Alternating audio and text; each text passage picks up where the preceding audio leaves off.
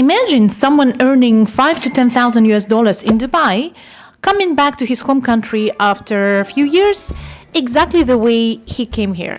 Suitcase and zero savings. A few days ago, I came across a post on LinkedIn. It went viral, hundreds of comments. The author had simply described a type of person they kept noticing in Dubai. Someone earning well, living well, and somehow still not getting ahead. She called him Henry, high earner, not rich yet. It turns out that it's a known global phenomenon, but it expresses itself most vividly in big cities like Dubai. I bet you can find a character like this somewhere in your circle. A term coined in America back in 2003, a documented behavior pattern that exists in every wealthy global city in the planet, where the salaries are high, the taxes are low, but the lifestyle is engineered to absorb every dirham you make. Today I'm going to break it down. No advice, no pitch, just the architecture of the trap.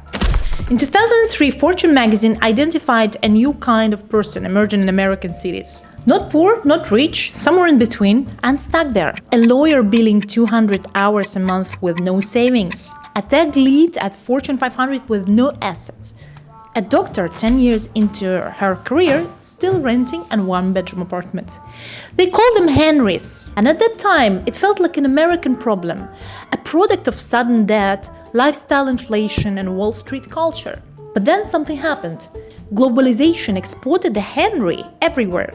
The same economic conditions, high-paying knowledge jobs, expensive cities, consumption as status, and desire to live in the present moment. It replicated itself across the world. Singapore, London, Dubai, Zurich, Sydney, and everywhere, the same person. Meet him. He earns somewhere between 15 and 30,000 dirham a month, lives in a one-bedroom apartment in a decent area, Business Bay, Creek Harbor, maybe JVC, or maybe a villa community if he has a family.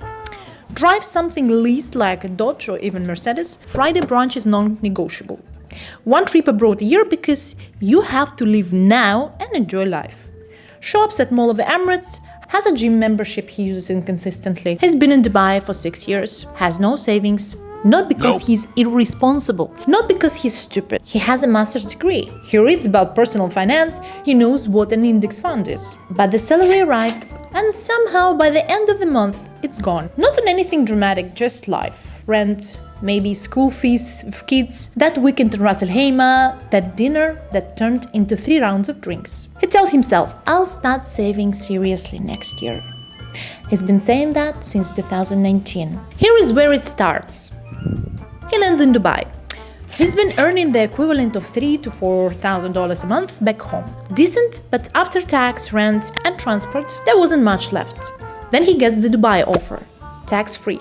He does the math, it looks incredible. What he doesn't calculate, almost nobody calculates, is that the state has quietly shifted expenses from itself onto your own wallet. Back home, your taxes paid for your hospital appointment, your pension contributions built your retirement, public transportation meant you didn't need a car, social housing kept rents in check. In Dubai, you pay for all of it yourself. Health insurance, your employer covers the minimum, you top up the rest. Car, not optional. This is not a city you survive without one. Lease, insurance, salik, parking fees, fines, school fees if you have kids, anywhere from 30 to 100,000 per year for each child. Visa costs, yours, your spouse, your kids. When you leave, and you will leave, the flights, the shipping, sometimes the deposits you never got back. That's on you too. Run the real numbers and that tax-free reality starts to look a lot like your old one, if not worse. Except back home, you were building something.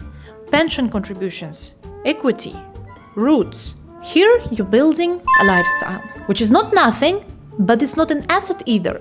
So why these cities manufacture Henrys? He didn't appear by accident. He's the product of a very specific type of a city. And Dubai is one of the most efficient manufacturers of this profile on the planet. The formula is consistent across every Henry city. High salaries, high cost of living, a culture where spending looks like success, and one ingredient that Dubai adds with particular potency: temporariness. In London or Berlin, even expats eventually start thinking about roots. In Dubai, the default is different.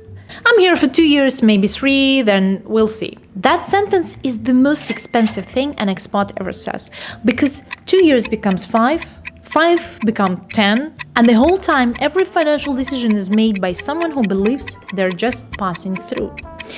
You don't build when you're passing through, you rent, you spend, you live fully, because why deprive yourself? You live in soon anyway, so let's live at a full capacity. Except you're not leaving. The trap is no one comes to stay here forever, but looking back 5 or 6 years later and regretting that they haven't think of buying own property here while prices doubled. And the city knows this. Dubai is engineered for consumptions. The malls, the restaurants, the beach clubs, the brunches, none of it is accidental. The lifestyle is the product, and it is very, very good at absorbing whatever you earn. Zero income tax doesn't mean zero extractions. It just means the extraction is more elegant and sophisticated. Let's look at the psychology. Here's what actually happens beneath the surface. It's not a spending problem. It's a mental architecture problem. Behavioral economists call it mental accounting. We don't treat money as fungible. 800 dirham in Sephora feels like an experience. 12 dirham on Salik fees like a waste. Same wallet, completely different emotional ledger. And underneath it is something older, the scarcity mindset that formed before their salary did.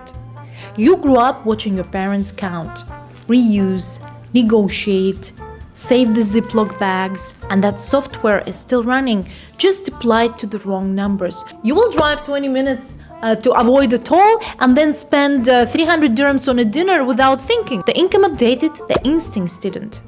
And then there is temporariness again.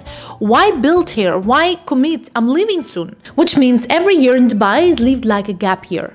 Fully, expensively, but without consequences. Until there is a consequence. Let's look at the numbers. Average rent for 2-bedroom apartment in Dubai right now, approximately 120,000 dirham per year. Conservative estimate. Over 5 years, that makes around 600,000 dirham. Over 10 years, 1.2 million dirham. If the rent doesn't go up, of course. These 1.2 million dirhams handed to a landlord, gone. In the same 10 years, a 2-bedroom apartment in mid-tier Dubai community appreciated on average between 60 to 90%. The Henry watched this happen, read about it, noted, and then renewed his lease. I'm not gonna tell you what to do. That's not what the video is about. This is a portrait of a phenomenon that has repeated itself in every expensive global city with every generation of high-earning expats. And if you recognized yourself in any of this, that's the point. Welcome to the Henry Club. Membership is free. The therapy is extra. It was Evgenia with you. Thank you for watching. This is a channel about Dubai real estate, and this is the best time to buy distressed below market deals. Check my website, the details is under this video, and if you haven't yet pressed the subscribe button, please do.